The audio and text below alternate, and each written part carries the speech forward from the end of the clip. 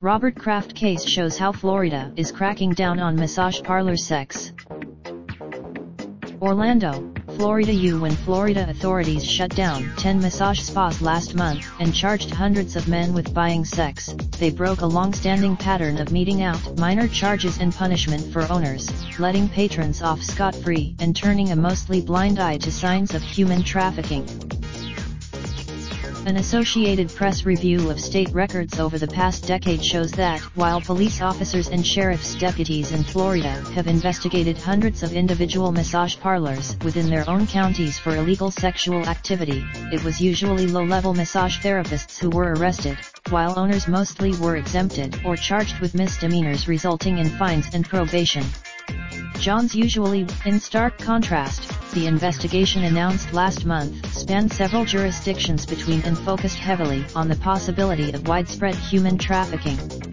Several spa owner authorities also charged 300 men accused of being patrons, including and former Citigroup President John Havens. Authorities say Florida has more than 8,600 licensed massage therapy establishments. It's difficult to know. The AP reviewed records from more than 150 Florida Department of Health cases involving massage parlors whose licenses had been revoked, suspended, or voluntarily surrendered in the past decade.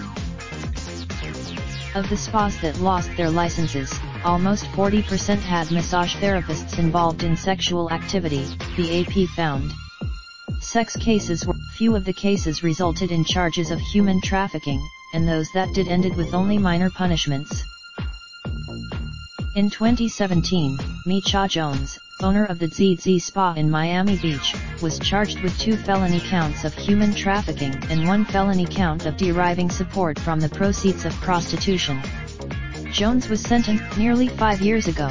Investigators found clear evidence of prostitution and a potential sign of human trafficking. Women living on the premises. At the Asian Wellness Spa and Massage in Boca Raton. The spa's owner was. In 2013, an inspector found 3 rooms with beds, clothes, computers, cell phones, desks, and a refrigerator full of food at Serenity Massage in Tampa. The owner admitted. Florida Department of Health spokesman Brad Dalton said revoking a spa's license is the most severe punishment available to the department's Board of Massage Therapy. A tougher stance is being championed by Martin County Sheriff William Snyder, whose agency spearheaded the current investigation after receiving a tip from a state health investigator. Still, it remains to be seen whether anything will truly change. No one has yet been charged with human trafficking, something Snyder said can be difficult to prove, especially if women don't testify against their abusers. He said and while hundreds of men identified as Johns have been accused, Kraft and others have been charged only with misdemeanors that prosecutors have offered to drop if they agree to participate in a diversion program.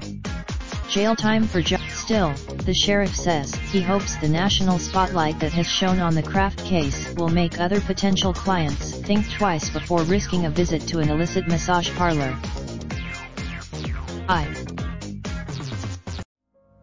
Raindrop, drop top, smoking, no cooking the hot pot. Fucking on your bitch, yeah, that. Looking up, open the park pot.